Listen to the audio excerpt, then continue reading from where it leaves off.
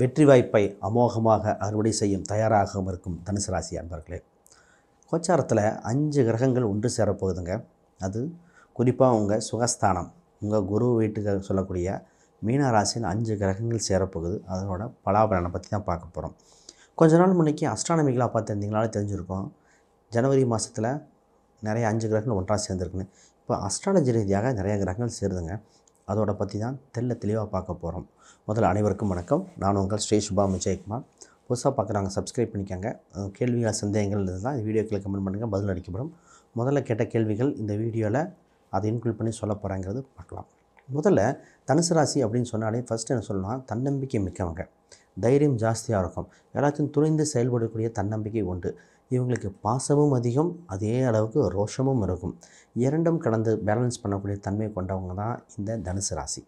தனுசுக்கு ஒரு சிறப்பு பலன்னா, பணம் சம்மந்தப்பட்டது எப்படி வரும், எப்படி செலவாகும் எல்லாம் துல்லியமாக கணக்கு பார்க்கக்கூடிய தன்மை உண்டு.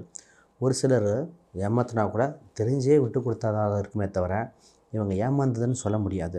நட்புக்காக, உறவுக்காக ஒரு சிலது விட்டு கொடுப்பாங்க அப்படின்னு தைரியமாக சொல்லலாம். குழந்தைகள் சம்மந்தப்பட்டதில் பாசங்கள் அதிகமாக இருக்கும் இந்த ராசி. அதே மாதிரி குலதெய்வப்பற்று, தெய்வ அருள்கள் இவங்களாம் ரொம்ப தான் இருக்கும். இவங்களுக்கு தாய்ப்பாசங்களாக நிறையா இருந்துங்க. ஆனால் என்ன, கூட இருந்து அனுபவிக்க ஒரு சிலருக்கு முடியும், அனுபவிக்க தடை அப்படின்னு தைரியமாக சொல்லிடலாம். இவங்களுக்கு ஒரு யோக பலன் இருக்குங்க. அதை பற்றி தான் தெளிவாக பார்க்க போகிறோம். 5 கிரக சேர்க்கைகள் இந்த தனுசு ராசிக்கு உண்டான, அது 4ஆம் இடத்துல நடக்குது. பொதுவாக இந்த நேரத்தில் ஃபஸ்ட்டு பணம் சம்பந்தப்பட்ட ரோலிங் அதிகரிக்க போகுது. உங்கள் ராசிக்கு வர வேண்டிய பணம், பொருளாதாரம் அதிகரிக்கும் காலம் வந்தாச்சுன்னு சொல்லலாம். ரொம்ப நாளாக பார்த்திங்கன்னா கண்ணுக்கு தெரியும், ஆனால் கை கேட்டாது. பேச்சுவார்த்தையிலே பேசிகிட்டு இருக்காங்க, முடிவுக்கு வரலைங்க அப்படின்னு தைரியமாக சொல்லலாம். அந்தளவுக்கு இருந்த பிரச்சனைகள் ஒரு தீர்வுக்கு வரும். அந்த தீர்வு உங்களுக்கு பணம் கையில் வந்து சேரக்கூடிய கால சூழ்நிலை வந்தாச்சு. இந்த பணத்தை மற்றவங்களுக்கு நிறைய பேர்த்துக்கு சொல்ல வேண்டிய அவசியம் இல்லை. ஏன்னா உங்களுக்கு ஆல்ரெடி உங்களை மேலே பொறாமப்படக்கூடிய அம்சங்கள் நிறையா இருக்குது. உங்கள் வளர்ச்சியை கண்டு நிறைய பேர் பிரமிச்சிருக்காங்க. அப்போ இந்த பணம் ஒரு பெரிய தொகையாக இருக்க வாய்ப்பு இருக்குது. அதை உங்களுக்கு இன்வெஸ்ட்மெண்ட்டாக இருக்கலாம், கடன் அடைக்கிறது, இந்த மாதிரி பண ரீதியாக பாருங்கள். குடும்பத்தில் ஒரு சந்தோஷம், ஒரு மகிழ்ச்சிகரமான ஒரு சூழ்நிலை வந்திருக்குங்க. இது ஏன்னா உங்கள் 2ஆம் அதிபதி 4ஆம் இடத்துல இருக்கார். கூட நட்பு கிரகமான சுக்கிரன், நட்பு கிரகமான ராகு, நட்பு கிரகமான புதன். இங்கே சூரியன் கொஞ்ச நாள் வெளியே போயிடுவார். அப்போ இத்தனை நட்பு கிரகத்தில் இருக்கும்போது என்ன நடக்க போகுதுன்னா, பணம் சம்பந்தப்பட்டதில் உதவிகள் கிடைக்கும். சொந்த பந்த உதவிகளாக இருக்கலாம், தந்தை வழி உறவுகளாக இருக்கலாம். அப்போ பொருளாதார தன்னிறைவு நடக்கும் சூழ்நிலை வந்தாச்சு. நிறைய பேர்த்துக்கு பார்த்திங்கன்னா கமிஷன் வகையில் வருமானம், இந்த சிறு பயணத்தின் மூலம் வருமானம், நிறைய பேர் கம்ப்யூட்டர் சம்மந்தப்பட்ட வகையில் வருமானங்களாக சொல்லலாம். தைரியமாக உங்களுக்கு வாய்ப்புகள் இருக்குது. இப்போ திருமணம் என்ற விஷயத்தை பேசிடுவோம். உங்களுக்கு 7ஆம் அதிபதி பார்த்திங்கன்னா புதன் 4ஆம் இடத்துல நீச்சபங்க ராஜயோகமாக இருக்குது. அப்போ திருமணம் என்பது உறுதியாக உண்டு. திருமணம் சம்மந்தப்பட்ட 1க்கு 2 முறை விசாரிக்கணும். ஏன் இத்தனை இந்த கிரக சேர்க்கைகள் இருந்தால் கூட நீச்சம் பெற்று தான் பங்கம் அடையுது. அப்போ திருமணம் இன்று காலகட்டம் உறுதியாக நடக்கக்கூடிய காலகட்டம் தான். ஆனால் வரன்களை விசாரிக்கணும். இந்த நேரத்தில் உங்களுக்கு பிடிக்கலனா கூட நிறைய பேர் ஃபோர்ஸ் பண்ண வாய்ப்பு இருக்குது. கொஞ்சம் பாருங்கள் அப்படின்னு சொந்த பந்தங்க உறவினர்கள் ஃபோர்ஸ் பண்ண பார்க்கக்கூடிய வாய்ப்பு இருக்குது. அப்போ ஒரு ஜோதிடர்களை ஒரு ஆலோசனை பெற்று, இல்லை அவங்க ஃபேமிலி சம்மந்தப்பட்டதில் நல்லா விசாரிச்சுட்டு அப்புறம் ப்ராசஸ் பண்ணுங்கள். அப்படி நல்லபடியாக தெரிஞ்சால் திருமணம் திடீர்னு நடக்கிற மாதிரி இருக்கும். அப்போ அவங்களுக்கெல்லாம் கேப்பு ரொம்ப கம்மியாக தான் இருக்கும். 2 மாதத்தில் 3 மாதத்தில் திடீர் யோகமாக இருக்க வாய்ப்புண்டு. ஆக மொத்தம் திருமணத்தில் சுபமாக இருக்கும். இப்போ ஒரு சிலருக்கு ஆல்ரெடி திருமணமாகி மனக்கசப்புகள் ஏற்பட்டு 2வது திருமணத்தை பார்த்துட்ருக்காங்க. அவங்களுக்கு 2வது திருமண வாழ்க்கை அமோகமாக நல்லபடியாக முடிகிற மாதிரி இருக்குது. ஆல்ரெடி கணவன் மனைவிகள் இந்த பிரிவினைக்கு இந்த கவர்மெண்ட் கேஸ் இந்த மாதிரிலாம் போன ஒரு சிலருக்கு இருக்குது. அதுவும் சுபமாக இருவருக்கும் பெனிஃபிட்டாக வர மாதிரி இருக்குது. ஆக மொத்தம் தனுசு ராசிக்காரங்க திருமணம் என்ற ஒரு சுப நிகழ்ச்சிகள் அவங்களுக்கு நடக்க காலகட்டம் வெகுவாக உண்டு. இப்போ சொத்தை பற்றி பேப்போம். பொதுவாக 4ஆம் இடம் தான் சொத்து, வண்டி, வாகனம், இடம், உடல்நிலை எல்லாத்தையும் சொல்லும். 4ல் இத்தனை கிரகம் இருக்கனால 2ஆம் அதிபதியாகனா சொத்து சுகத்தின் மூலம் ஆதாயம். நிறைய பேர் வீடு கட்ட ட்ரை பண்ணவங்க வீடு கட்ட மாப்பி உண்டு. இடம்லாம் வாங்க நினச்சவங்களுக்கு நல்ல இடமா அமையும். நிறைய பேர் வீடு வாடகை சில காலம் வாடகை போயிருப்பாங்க. இப்போ வாடகை விடக்கூடிய அளவுக்கு டெவலப் ஆக வாய்ப்பு இருக்குது.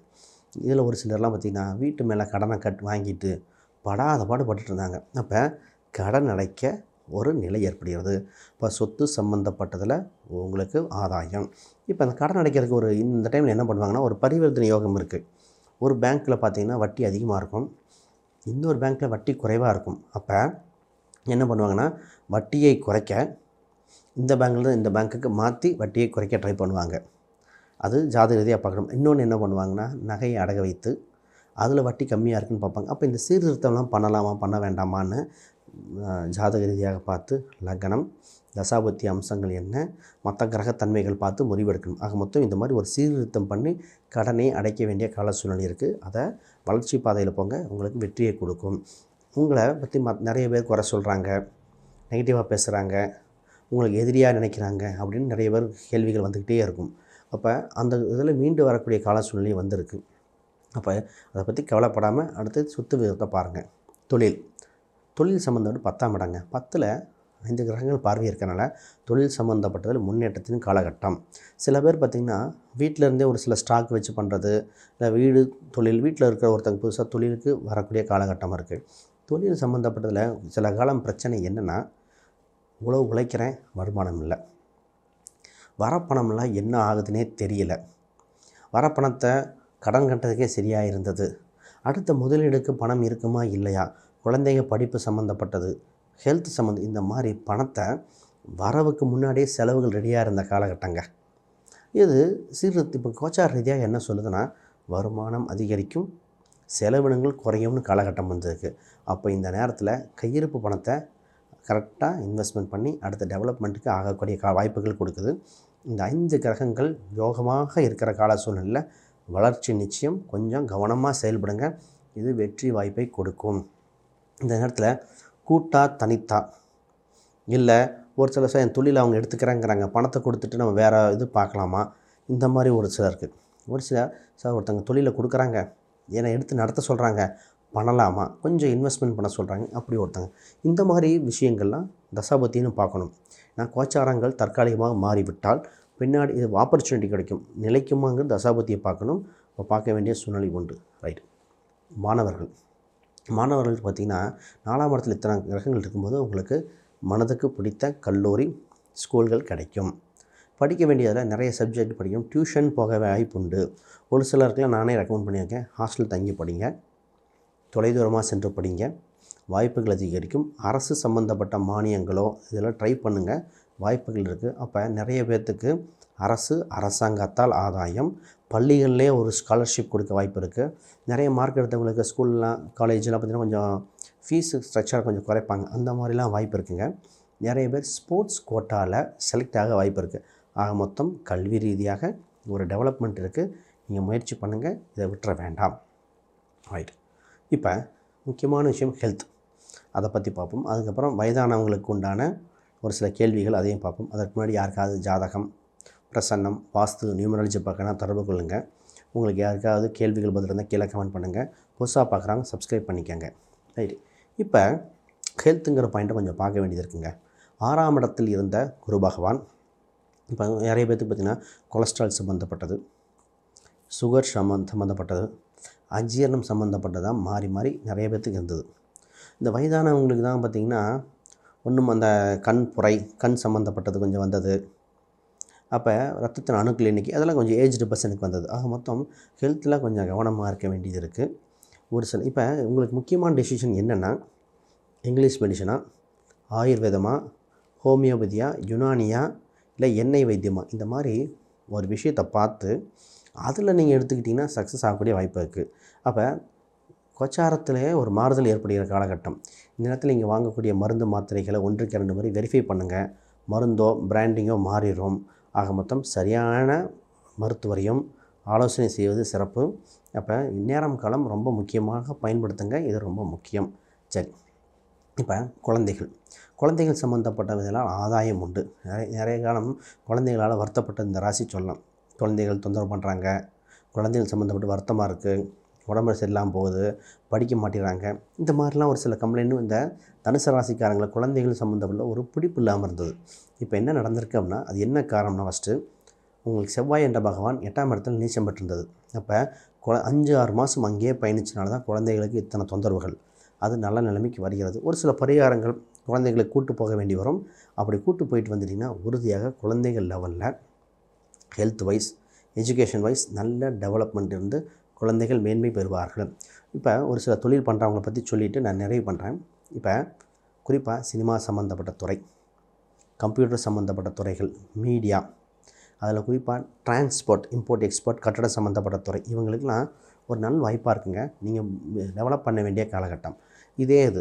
நான் கவனிக்க வேண்டிய விஷயம் என்ன, திரவம் சம்மந்தப்பட்டது, பெட்ரோல் பங்க் அந்த ரிலேட்டடான விஷயங்கள் சில மாதங்கள் கவனமாக இருக்க வேண்டும்.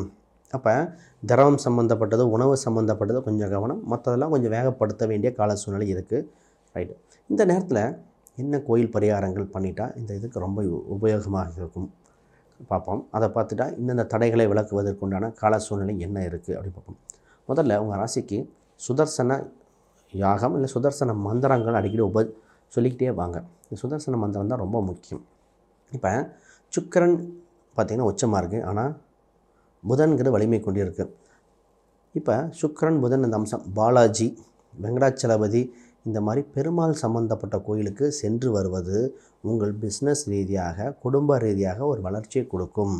குடும்ப ஒற்றுமைகள், இந்த பிரச்சனைகள் விடிவு காலம் வருகிற சூழ்நிலை வந்திருக்கு. அப்போ இந்த கோயிலுக்கு சென்று நிவர்த்தி செய்யுங்க. ஒரு சில எண்கள் யோகத்தை கொடுக்குதுங்க. நான் குறிப்பாக பார்த்திங்கன்னா இந்த கோச்சார ரீதியாக என்ன எண்கள்னால் 6ஆம் நம்பர், அடுத்தது 8ஆம் நம்பர். 8ஆம் நம்பர் இப்போ யோகத்தை கொடுக்குது அப்படின்னு சொல்லலாம். இதில் 4ஆம் நம்பரும் யோகத்தை கொடுக்குது. இந்த எண்கள் சில காலங்கள் பயன்படுத்துங்க. இது வாழ்வில் வெளிச்சம், வெற்றி நிச்சயமாக ஒன்று. அனைவருக்கும் வணக்கம், வாழ்த்துக்கள்.